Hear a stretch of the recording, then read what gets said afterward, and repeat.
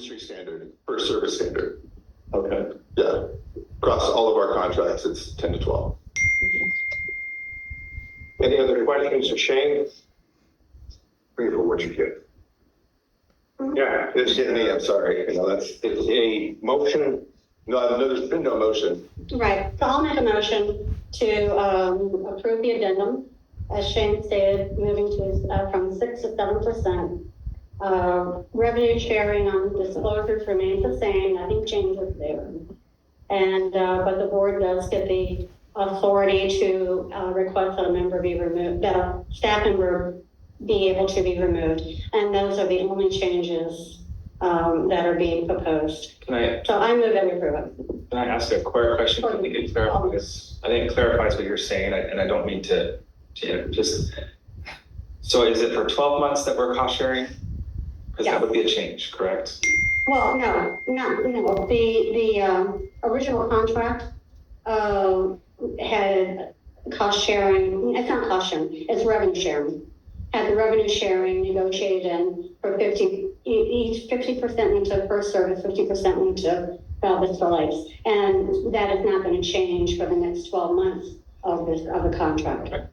I just clarify because it sounded like you said that wasn't changing. So when the auto renew, it's there, you're just saying you're just gonna cut it off after 12 months as opposed to the 3-year. A proposal to adjust that. And we discussed that and resolved that issue. Do we know how much that revenue share is? It's Like 22,000? We had 105 sales, home sales last in 2023, and that's $200 times 195. So what is that? Just somebody do the math. I think 22,000. That's like a little over 20 grand. Mm-hmm. So those are credited if, on the invoices, those are credited monthly as those transactions take place. So is there a second? Sharon, I'll second it. Thank you. Is there any discussion from members of the board? I don't want to. I'm just, my only comment is, I mean, has legal gone through this? We normally have legal anytime there's a change to a contract. It feels wonky to me that we're doing a motion as opposed to an addendum to a contract. It doesn't, It's an addendum. but we haven't seen anything in writing. We're just doing it as a motion. I understand what you're saying, but then. Oh, right. We're getting this for the first time to make a decision without receiving anything in writing, and we're doing this off of a motion for a contract addendum.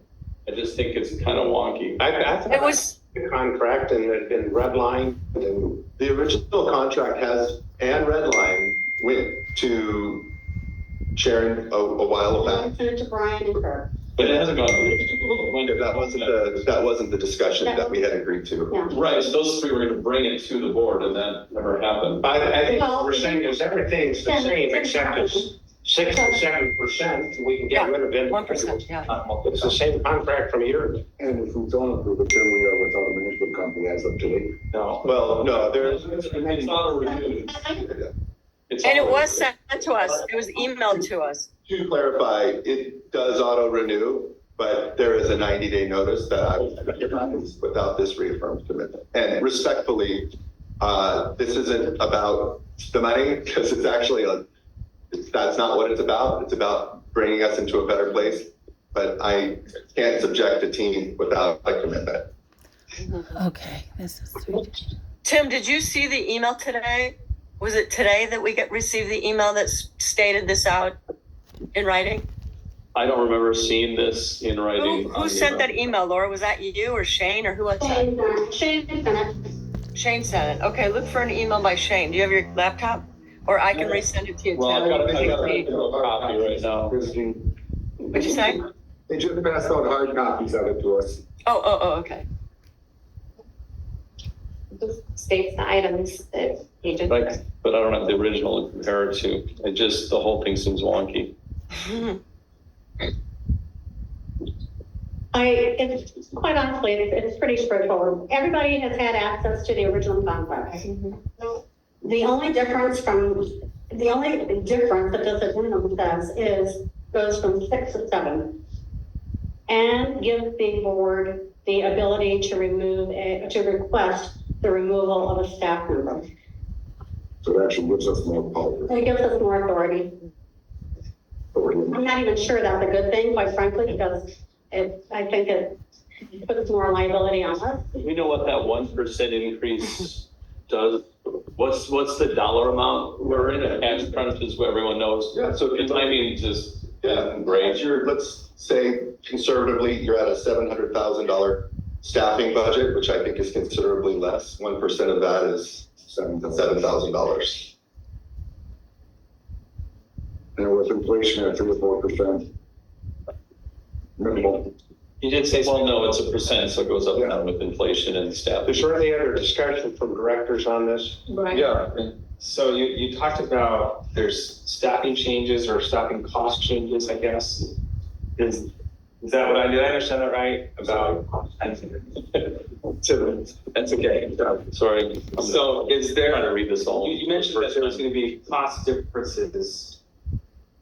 Was that because we're having less employees? Yes, that's right. So when I say 700 conservatively, that is what I think the previous budget had accounted for. Since I don't know what our run rate is currently, but it's significantly less. And again, with change at general managers, it becomes even less. So the Our payroll is gonna be less overall, and then we have a slight increase to maybe offset some of that as well. your salary line item is going to be less than the previous year by some factor. Is that because we don't have, I mean, it's because we have less maintenance staff, paid personnel? Is that what we're talking about, or would We we? eliminated the, Well, when we the go bank fully- person, we eliminated the, when we go fully staffed, does it go back down to 6% then? I mean, is this just to make up for the fact that we're No, this is, staffed now? there's no like bouncing around with it. Yeah, 7% for the year, for the 12 months. If we were to negotiate another 12 months, then we come up with whatever terms we got. I think it's pretty straightforward. Any other discussion from directors? I guess I'm still asking the question here. So it sounds like there's some cost differences. And it sounds like there's management's part of it, like personnel changes dictate a lower cost. Is that what I understood from what you're saying? What I would tell you, to be quite honest, is that was not a great agreement on First Services side. I think when management companies go in and start talking with self-managed communities, it is really difficult to have board members understand how they can start making money off of that. And so I wasn't a part of those conversations, but it is extremely low. I think 7% is extremely low. But again, it's kind of like, got to do it for something. You're also getting, I would like to say, a much elevated level of support than you had at the 6%. So that $7,000 accounts for me being at all your meetings. I'll take that as a great compliment. Minimum wage. Yeah, I would indicate in going over this, I've looked at, and I haven't been involved but for a couple of months. I've seen some of the people that work here in the facility I'm usually here working at every day. Really a good staff, exceptionally trained people, courteous. In years past, it'd be in the treadmill room, you may see somebody in there once a week. I can't go in there that I don't have people going through cleaning the facility. I will tell the public that's watching, we have been inundated with emails, pros and cons. I've had people that have written saying, get rid of FSR. I've had people that have written that we love them, keep them there. It's going back to another self-management from everything that I've seen and from people that I've talked to would not be the way to go. And to replace FSR, to try to go out to bid, to have somebody come in here, this community doesn't have the greatest reputation out among other communities for congeniality. a lot of FSR's problems come with people sending negative messages, hate messages, and my goal has been, let's try to make this thing work. I've enjoyed working with Laura. She's been responsive to the questions. Have there been mistakes that FSR makes? Yes. Do they sometimes not meet up to what people would like? Sure. But we all make mistakes. And so, quite candidly, I think it would be a horrendous mistake to, and I think this change is very, very reasonable in light of the circumstances they got. If I'll open it up to public. I'm sorry.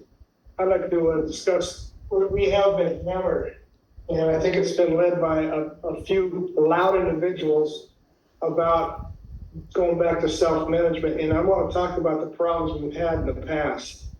We've got, with 2012 to 2019 roughly, we were under self-management, to my knowledge.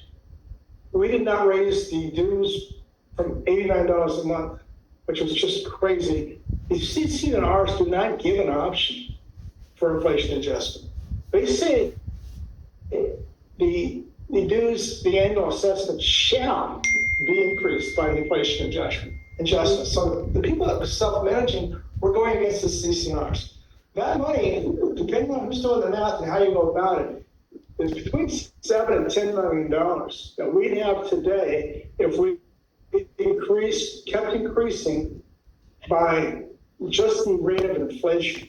So that's problem A with self-management. I believe some people might